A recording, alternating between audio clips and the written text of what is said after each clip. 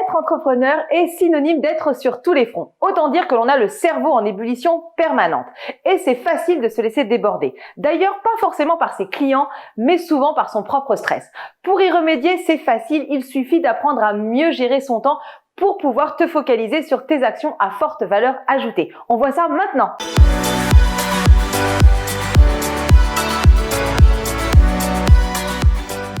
Salut à tous. Alors clairement, quand on démarre son activité d'entrepreneur, on sait rarement où se positionner et où donner de la tête, ni par quoi commencer. Savoir se positionner en ligne, trouver ses clients, sa comptabilité, toutes les nouvelles idées, et très vite on s'aperçoit que même en vacances, le cerveau n'est jamais en repos. Entre toutes les idées qui fusent à la seconde, ou les clients, les trucs à relancer, la présence en ligne, qu'est-ce que je vais faire, qui dois-je trouver, bref, je vais partager avec toi 13 petites règles qui vont t'aider dans ton quotidien pour mieux appréhender ta gestion du temps.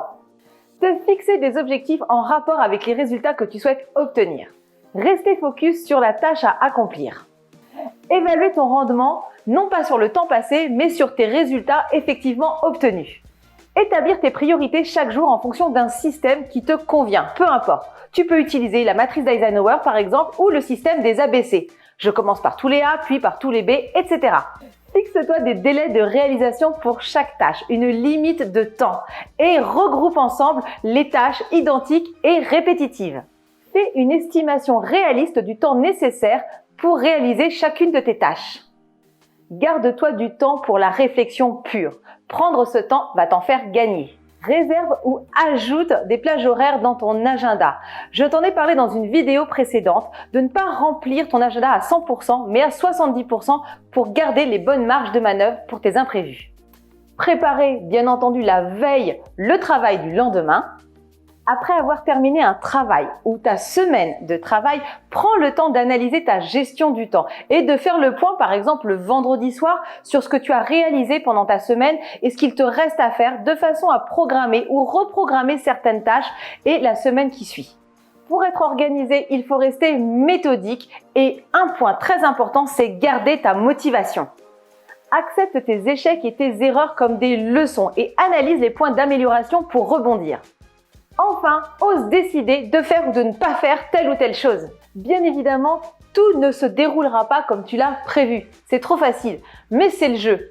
Alors, prends du recul, accueille les choses, accepte-le et tu verras, ce sera d'autant plus facile de ne pas te laisser déborder, de ne pas laisser te dévorer le temps ni ton énergie. Bien entendu, tes actions à forte valeur ajoutée peuvent évoluer au fil des mois. C'est normal, tu évolues aussi dans ta vision des choses. Alors, pas de panique, l'important c'est de ne pas rester buté et surtout de ne pas culpabiliser. Faire des erreurs, c'est la meilleure chose qui puisse t'arriver dans ton activité parce que déjà tu sais comment ne pas les reproduire. Et surtout, tu vas savoir où ne plus perdre de temps. Alors surtout, ne te laisse pas gérer par le temps, mais gère ton temps. Cette vidéo est terminée. Je te remercie de l'avoir suivie. Laisse-moi un commentaire pour me dire quelle est la règle que tu as trouvée la plus facile ou la plus difficile à mettre en place. N'hésite pas à partager cette vidéo, à mettre un petit pouce bleu, à t'abonner et à cliquer sur la petite cloche pour ne rien rater. Tu peux également me retrouver sur tous mes réseaux sociaux et fais-le maintenant parce que demain peut devenir jamais.